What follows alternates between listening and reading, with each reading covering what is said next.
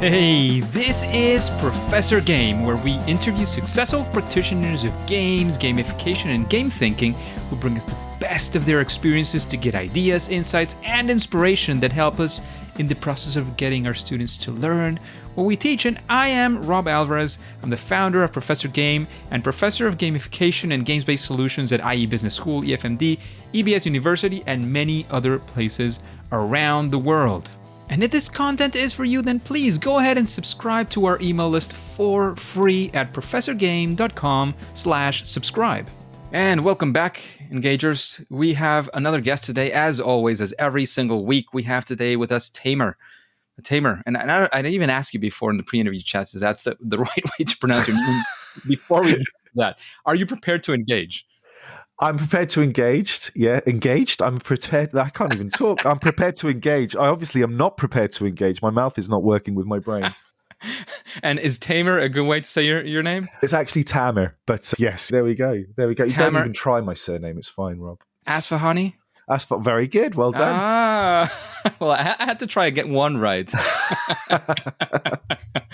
So we have Tamer with us today. He is the founder and director of Checkpoint, and he's dedicated to changing our perception of learning and the technology we use to enable learning. He's an advocate of gaming cultural wealth and the benefits that gaming has. He's spent years developing pedagogy through Checkpoint to help us benefit from our digital fluency. He was driven by the failure of governments and education systems globally during COVID-19 pandemic and the hypocrisy around what we call screen time. He focused on showcasing the benefits of gaming on well-being, education, and as a social platform for children. This led to a partnership and study on the impact of gaming in education with Brunel University, which proved incredibly successful. He's also an award-winning producer and journalist who has worked in print, broadcast, TV, and radio, and online. So Tamer, many things that you've done, quite an interesting background. Is there anything that we're missing you want to make sure that we know? No, I don't think so. Thank you for the lovely intro. Yeah, I mean, my speciality is in audience identification and high quality journalism, and that it's that kind of, I suppose, that journey, that seeking of truth and knowledge that was what transferred me into the education system, really, using video games as that catalyst, really. Amazing. So, Tamer, what does a regular day or week or month look like? We want to sort of feel what it feels like to be you nowadays. Where were you at, basically? Well, it's a very interesting question. Checkpoint. So for those that don't know what Checkpoint is, we look at the impact of video games on society, culture, politics, and education. That's the basic top line. And what we're trying to do using video games as a vehicle is create a knowledge base that's accessible for anybody. As I say, the video games as a vehicle. So when we look at things like big data, for example, we look at how video games look at big data. So games like Watch Dogs and Quantum Break and other games that look at big data. And we ask the question of, this is being portrayed in a video game. How real is this? Are all the stuff that we're seeing in videos, can this be done now? Can it be done in the near future? Is it a far future thing? And then we look at we speak to the developers, we speak to, in the example of big data, we'll speak to hackers, we'll speak to academics, we'll speak to law enforcement officers that look at digital to get a very holistic approach to see whether or not video games are representative or reflective of what's actually happening. And more often than not, they're very accurate. And more often than not, developers don't realize how close to the truth they are with some things, especially if those developers haven't done the research. A lot of developers now do a lot of quality assurance and research. So, a lot of things that you see generally are or can be perceived as true, but that's just one element, right? So it's about understanding the impact, that ubiquitous cultural wealth that video game has, that is able to span cultures, span languages. Many people say that love, the language of love, or the language of music is the language of love. My argument is actually video games are. Everybody has a video game reference. Doesn't matter how old you are. You don't need to have played a video game. So it's that ubiquitous cultural wealth that we look at kind of promoting and pushing. So through the magazines, through our podcasts, through our learning materials for children, through our research, our academic partnerships, through our AR and VR experiences that we've created, it's always about trying to inform. And you can tell now that I'm a former BBC person, that inform, educate, and entertain. And that's what we're trying to do really with the video game knowledge base that we're creating, allowing access for anybody, whether it's industry, whether it's individuals. We want to be a hub of knowledge that utilizes, promotes, and celebrates the use of video games to help us understand the world better. Huh. Plenty of that. That's a mouthful. It's really hard to explain because we haven't even touched on everything that we do, and trying to get this into a pitch or a 2-minute, elevator pitch has always been a difficult thing for Checkpoint, because we do everything, and we don't do everything all at once at the same time, but we absolutely focus. And again, it's the power of video games that is able to transcend culture, language, socioeconomic disparity. And if we're going to be dealing with the big issues of the world, things like climate change, things like socioeconomic disparity, things like cultural misunderstandings, then we need to have access to the same database, that same knowledge base. And I think video games is one of the very few mediums that allows us to unite and doesn't judge us for our culture, our creed, our race, our age, our sexuality, any of that stuff. Interesting. I like fully agree with you, to the point of remembering that, as in any software, the software itself is agnostic of all of this, but it does also reflect the understandings and any biases that we might have as designers when we create that software. So we always talk about the biases introduced through AI, even, right? Well, and this what does I've just posted a video like on yeah. Well, the AI is a whole different kettle of fish as well, and bias. But that's the bias in AI. But if you see video games as well, there is a certain level of bias that could be introduced in there. However, you as an avatar, you can be whoever you want. It doesn't matter where you come from, right? Exactly. So there's a lot into that for sure. So, Tamer, let's actually go for a story now. As a journalist as well, I'm sure storytelling is one of your things. So let's dive into a story of a time when you were trying to do one of the things that you were doing, especially along the gaming and all this that is involved in education. And, well, things did not go your way. We want to be there with you and find out what, one or two of the lessons that you learned from that experience. How would you do it differently, perhaps? Like, we want to be there with you, essentially. It's a difficult question because ultimately, Rob, if you ask me, I'd still say things aren't going the way that they should be going anyway. It's a very difficult thing to be sitting in a Venn diagram of video games, education, and policy. And, nobody in that Venn diagram takes you seriously. I think the most difficult thing, there are two really pertinent things that I think stand out. And is this misunderstanding of the true power of video games. And I speak a lot about this. I've spoken a lot about this in a previous podcast that I did, how video games have helped me with loneliness, how video games have helped me to assimilate into different cultures, and how I use video games as a vehicle for my own learning journey. You could play Civilization and all of a sudden you're going down a rabbit hole trying to figure out who Hambarai of Persia was. So you've got all of these incredible stories that are being told within video games. And even people that talk about Fortnite and Roblox, there are still huge advantages from being involved in playing something like Fortnite. You've got resource management, you've got reactions, you've got to be aware of your situational awareness. There are a lot of things that games do that they don't force you to do. They encourage you to do because it's quite simple, really. If you don't pick up the controller and move the controller, you're not going anywhere in the game. That's the point. You have to be an active participant in that game. Now, trying to translate that into something like education and going, well, look, how can we take those principles of gaming and apply them to the learning sciences? How can we bring in this idea that actually if you don't engage with the material, then you're not going to achieve anything from? And as gamification is not necessarily a phrase that I'm particularly fond with. In fact, I don't like at all. But how do we playify, which is something that was mentioned on a thread that I did? How do we take that advantage of that access that video games gives people, that freedom, that agency, and how do we apply that to learning? And there's a whole conversation around that because the education system is not built for people to be intellectual.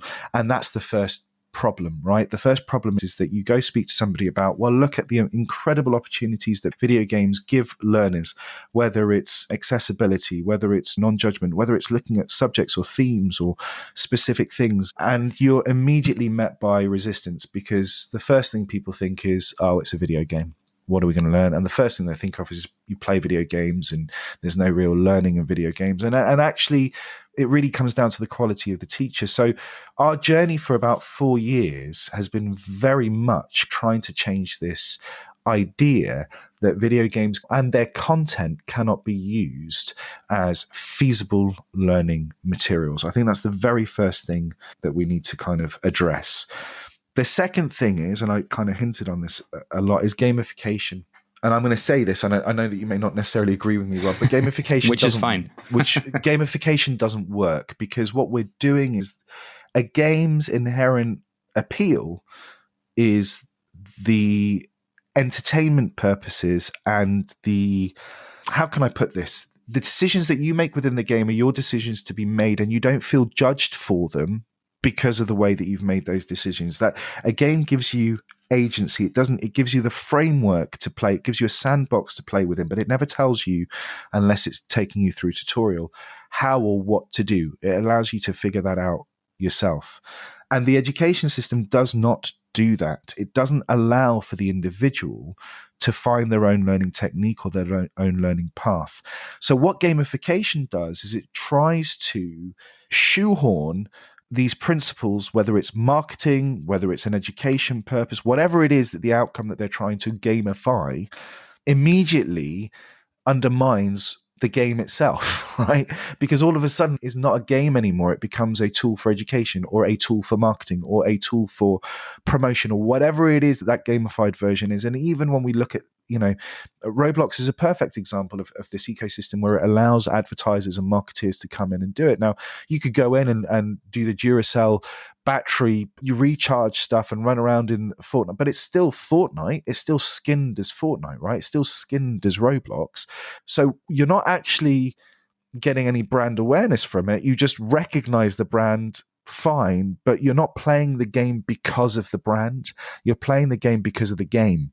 So there's a huge failure. And I think that for me has been a huge problem when we start looking at gamification or defining gamification, because like digital literacy and like ed tech, everybody has a different idea and a different definition of what that thing is, right? So there's many definitions. Absolutely. So nobody really agrees on what gamification is. Nobody agrees what the outcome should be. So it becomes problematic. It becomes hugely problematic because all of a sudden a game stops being a game and it starts becoming a marketing tool. And I think that's one of the biggest problems that we've had to face as an industry as well, is we need to be a little bit more protective over the vocabulary that we use. We need to be a little bit more protective over the way in which we define these things, and we need to be more gatekeepers of our brand IPs. Not everything, just because Duracell or Kellogg's has given Roblox or Fortnite or Epic or whatever $10 million to do their advertising, that's not necessarily the best way forward, and it takes away trust, I think, from gamers. And all of a sudden I feel that, especially as we move on with Web 3, Web 4, whatever that next iteration of the web is, I feel that we're going to lose games to gamification as a tool that kind of muddies the water of what games are. So those things, I think, have been the two most difficult things for us to deal with, which is why we decided to academically evidence everything that we were doing. Because you have delved into different topics there, which I love and I think we will get into as well. But there's one thing you did not get into, which is a time where, I would like to have a specific story about a time when, you were trying to do this and, whatever it was, because the company didn't understand it, or you were trying to do this to show the industry this or that, and it didn't work out. That's exactly where we want to be, because we want to take some of those lessons home. Like, I'm sure that from that experience that you had, there are things that we could do differently, right? So what are those things? Like, what would that look like? Is there a time maybe you're talking to somebody, a stakeholder, somebody in particular, and something happened? Like, I'd love it if you could share one of those stories with us. Again, if you don't want to name, or you can't name Yeah, specific no, we names, can that is name. fine. I think we've done. I think the best stories to explain is we create lesson plans that we deliver to schools, and I think it's really important for people to understand that we write these lessons from the ground up. We look at what it is that we want to impart knowledge to the children, skills to the children, not just knowledge, it's skills and knowledge. And then we look at the outcomes that are required from the curriculum, and we look for a game that's suitable, and we build this lesson. It takes about 6 to 8 weeks to create and design a lesson that then gets academically. So we send it back to our academic partners, who then make sure that it's doing everything that we say it's doing. One of the difficulties, I think, one of the hardest things to do, or what was really hard to try to explain to teachers, is that we don't play the video games in class.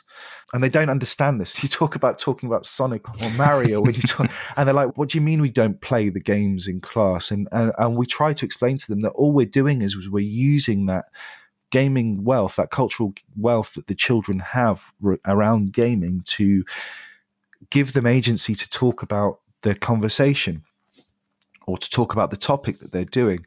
Now, we've done a number of these, and actually one of the most exciting ones, I think, was, and the other thing with our materials is, if you read the academic reports that have been written, they are inclusive. So like a video game, they don't care about your gender, your ability, your sex, your age, any of that stuff. They are inclusive, and that's come out from our academic reports that have been done by Brunel University, London, which is fantastic partners, have been really supportive for us. But I remember doing a Sonic lesson. So we had Sega. We've been involved. Sega have been incredible supporters of us. So, I have to give them a bit of a shout out. But when I first went to Sega and I said to them, listen, I want to use Sonic to do a lesson for children, they were very concerned. And rightly so. This is an IP that is hugely successful, and anybody who knows that Sega's story knows that, IP is the only thing that they can hold on to right now, so they don't want to be doing anything bad with the IP. And we spent about 2 or 3 months going back and forth with Sega, trying to explain to them what we were trying to do. Eventually, we got an agreement with Sega to partner up with Sega to deliver these lessons and to do it. And our lessons, Rob, are really focused not necessarily at the brighter children, but children that have English as a second language, or children that have come from a really bad socioeconomic background, or children that, don't have.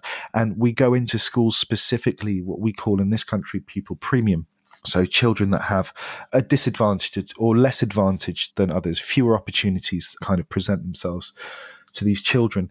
And I brought somebody from the marketing team with me to this school when we were delivering this. And what we did was we created a whole lesson around design and technology. So what we showed the children, Sonic Colors had just been released, or Sonic Colors Ultimate, I can't remember which one it was.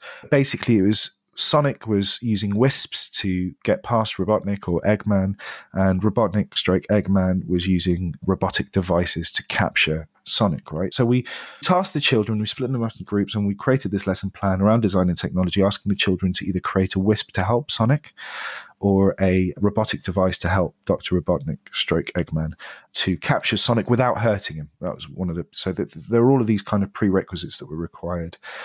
And what was interesting was immediately these children are all from, this school was very heavily, a lot of the children there, 95% of the children there were either from an ethnic diverse background, English as a second language. Most of the children in there had some kind of need, special need for a bit more attention. I say most children, a good majority of the children, not most children in there. So, either learning difficulties or special educational needs or what have you. And they didn't wear the uniforms, neurodiversity, all of that kind of stuff. The moment Sonic came on the board, and the moment we started designing the lesson, everybody was on an equal footing.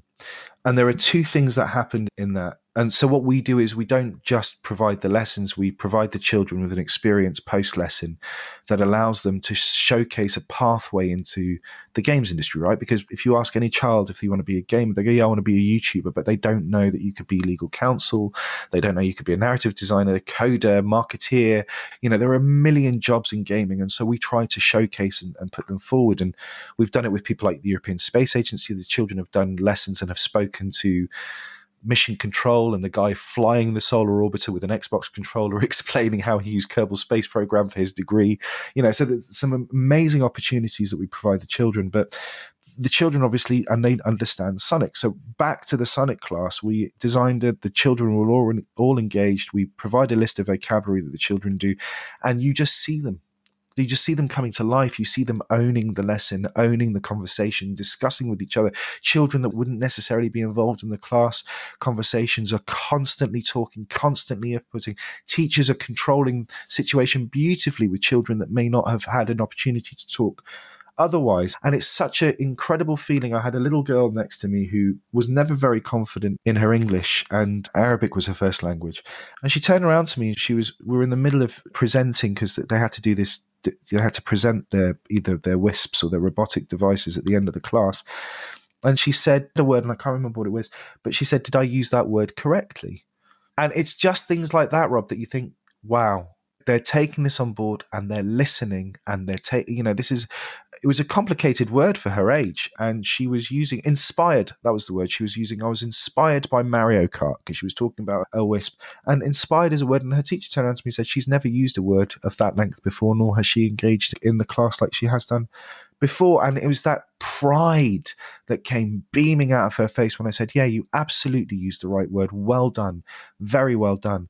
Followed then by an interview with the executive producer of Sonic the Hedgehog, who then they presented their ideas to. So not only did they do this incredible lesson, but then they were able to speak to the executive producer of Sonic, who told them how incredible their designs were and how he was maybe going to take some of their ideas and put them in the next game. That kind of opportunity and that kind of access and that kind of ownership over something that you know really well. These kids know something. They were asking the executive producer, who's Sonic's cousin, and they were giving him all the background on the lore. Do you know what I mean? This is what they know.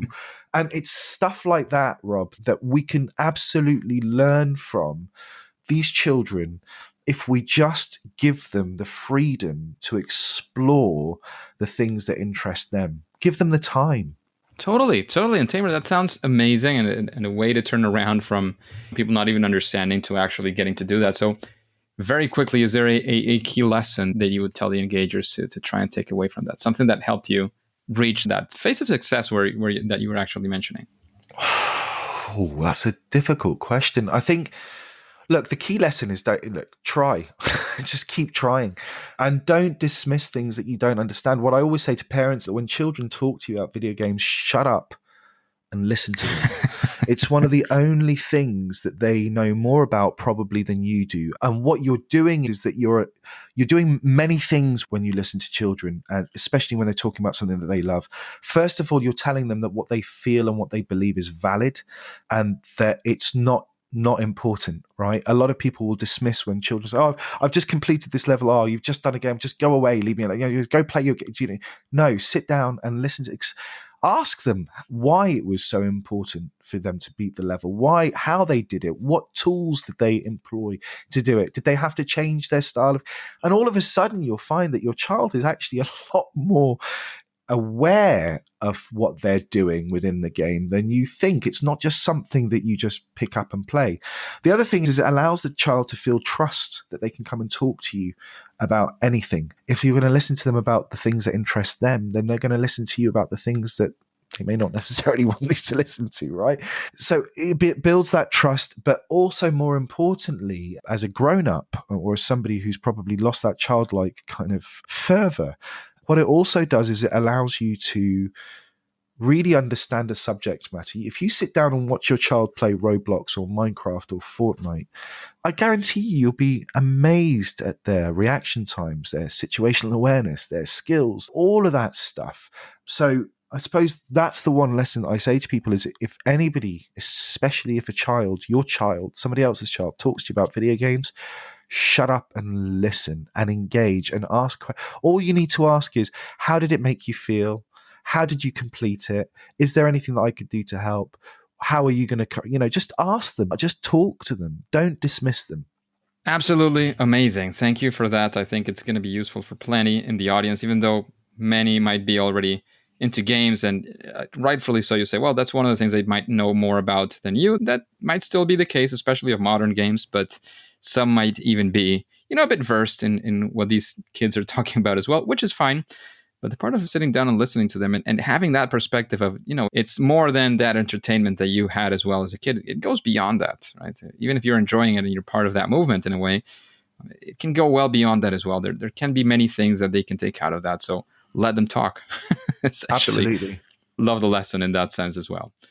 So Tamer, when you're facing one of these, you're creating a lesson as you were mentioning, or you're doing one of the things that you do, I'm guessing you have some form of a process, a series of steps. I don't know. How do you do it essentially? If we were to try to do what you do, how would we achieve something like that? Or if we were to help you achieve what you achieve, how would we do that?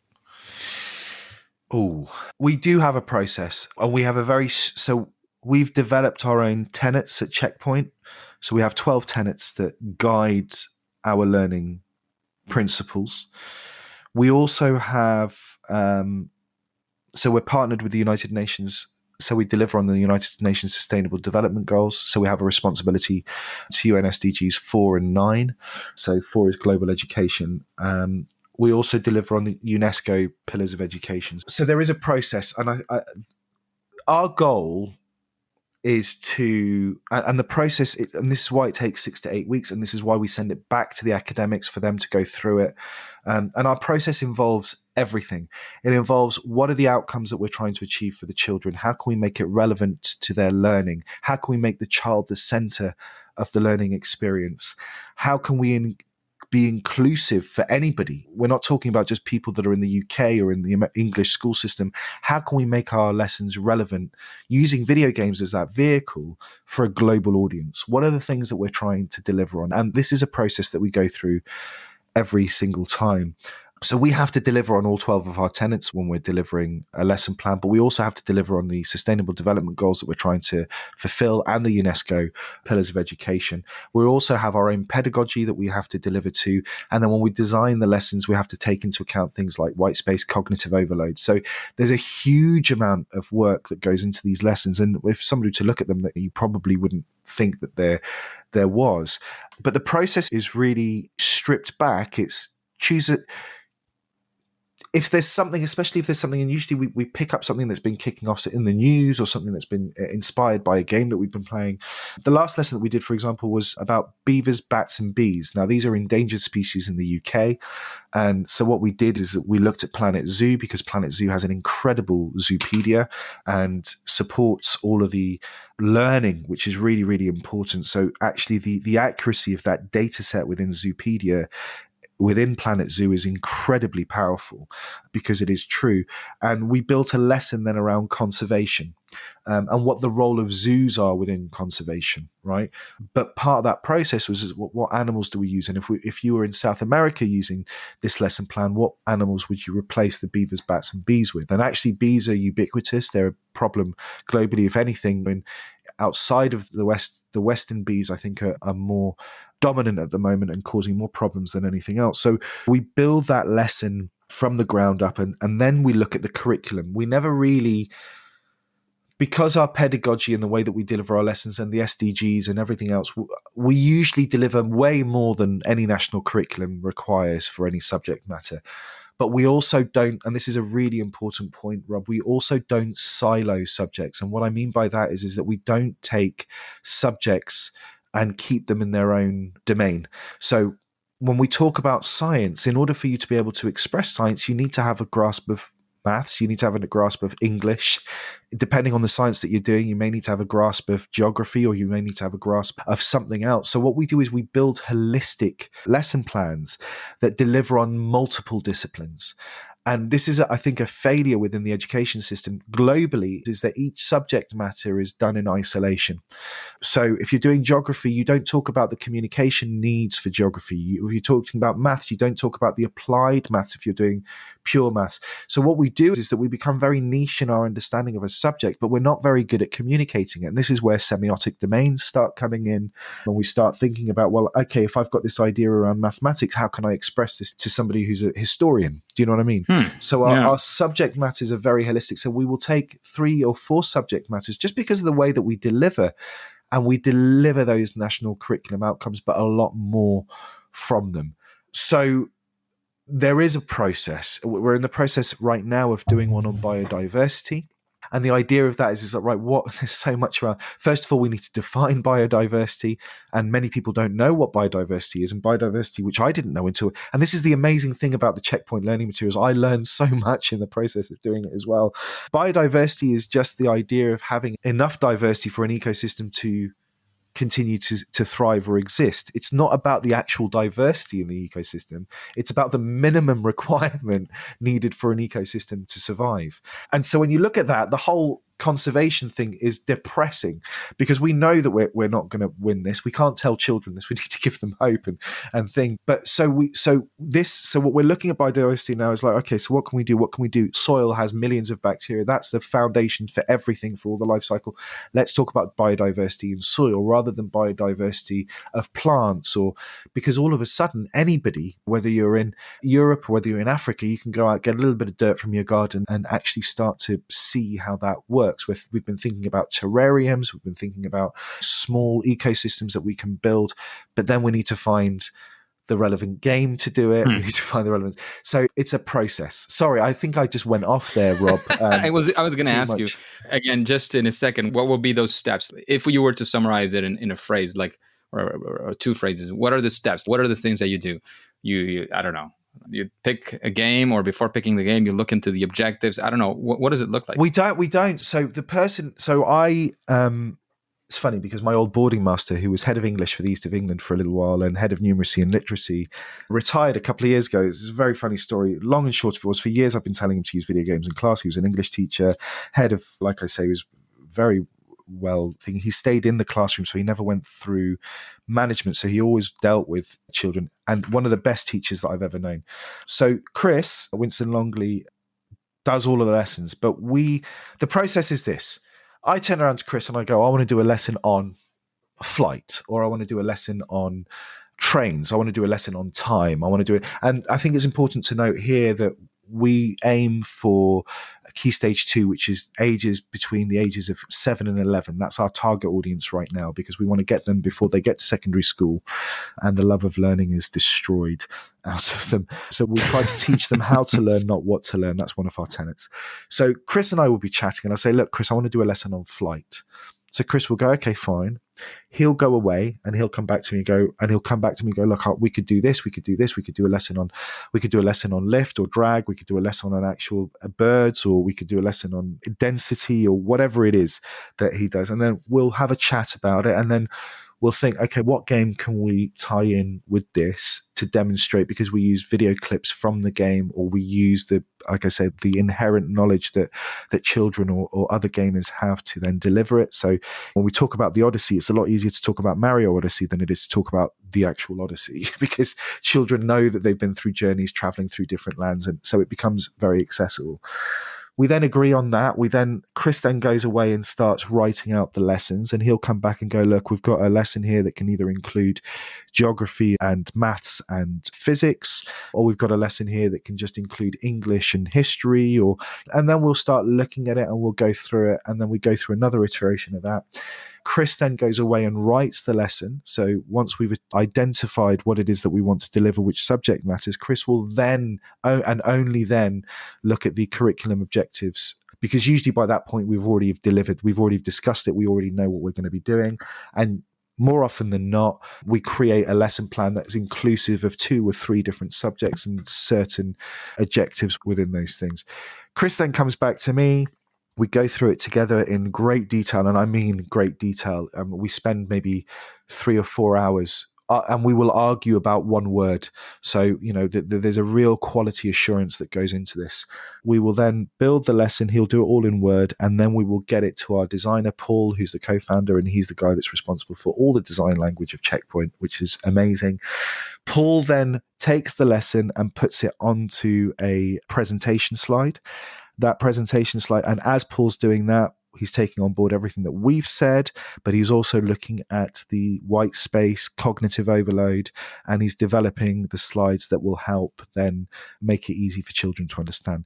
Once that process is done, it then comes back to Chris and I to make sure that Paul's done everything right, and we double check everything, all of us together, and then that lesson goes to our academic partners, Brunel University. Brunel's Faculty of Education then look at it because they understand what we're trying to do. They will come back with any amends saying, look, you need to do a little bit more of this or a little bit more of that, or you say you're going to be doing this and you haven't done this, which, to be fair, isn't really much of stuff. We get that back, we make those amends, and then we send it back to Brunel just to make sure that everything's all right. Brunel then sign it off, and then that lesson is ready to be delivered to school. Amazing, Tamer. Sorry, I'm really sorry, Rob. I know that you've been no, but that was brilliant because it is a very detailed view into what you guys are doing, and I'm sure many will benefit from that as well. But Tamer, it's time for recommendations. We would like to know if there's anybody you would like to listen to in an interview like this one. A chat between two people who are interested in this world to see what is going around. Yeah, there are some really interesting people. And what I didn't realize was the amount of people that were in this space. Rob, there were a lot of us in this community, but when we're kind of disparate, we're all in our own little thing. There are a couple of people that I think would be amazing. There's a guy called Raphael Brown. I don't know if you've heard of Raphael Brown. No, not really. Raphael Brown. No. He's an amazing guy, and he's a gatekeeper. We've had our ups and downs. I've been trying to get him on my podcast for a while, but he seems to cut me out. But Raphael's a really interesting guy. He's had 27 years plus in the games industry. He's worked as studio heads, and he's worked in virtual worlds and XR and education, and he's worked with Microsoft. He's a lecturer now I think he's in Spain, actually, where you are. I'm not really quite sure. Oh, he's in San Fran. But he's a really interesting guy with really interesting insight into video games and the evolution of games over the last 30 years, which I think is a really interesting thing to do. So Raphael Brown is one. There's another guy called, I don't know if you've heard of Stephen Reed.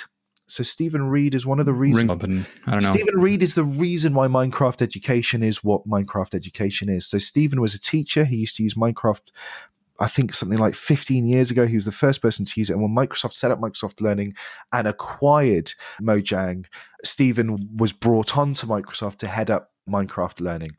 He's a really fascinating guy, and he's a really cool guy, and he understands this really, really well. So Stephen would be a good one.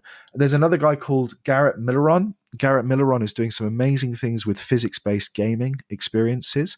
And again, this isn't about necessarily the learning. It's just about how utilizing physics within video games brings that interest to people.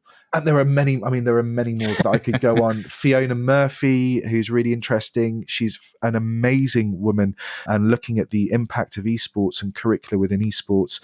There's a guy called Dave Enge, who you may have heard of or know of. Yeah. Actually, he's been on the podcast a couple of times. He's an amazing guy. He has an event as well, which we've been at for sure. Yeah, amazing people. Great recommendations, Tamer.